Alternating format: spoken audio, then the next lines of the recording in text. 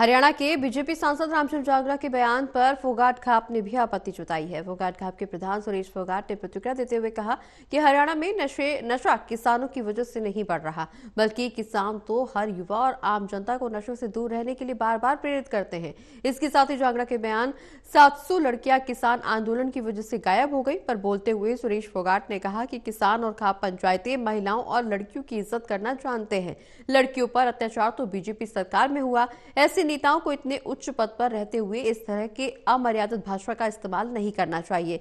रामचंद्र जागड़ा को जनता के बीच जाकर माफी मांगनी चाहिए। अगर वो ऐसा नहीं करते तो जनता उनको घर बैठने का काम करेगी।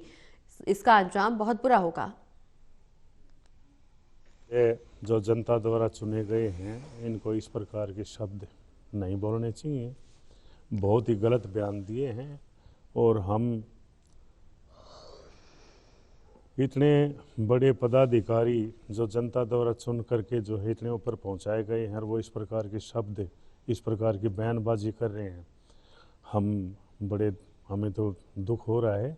हम चाहेंगे कि श्री रामचंद्र जांगड़ा सांसद महोदय अपने इन शब्दों को वापस ले और आम जनता से माफ़ी मांगे।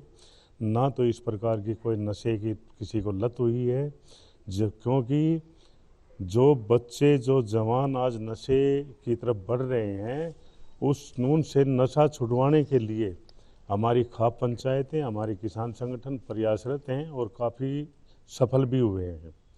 तो ये जो बयान दिया है कि किसानों की वजह से बच्चों में जो नशा बढ़ा है या ऐसी, ये बिल्कुल गलत है और इसके लिए जो है रामचंद्र जांगड़ा जी ने अपने शब्दों को वापस लेते हुए जनता से माफ़ी मांगनी चाहिए।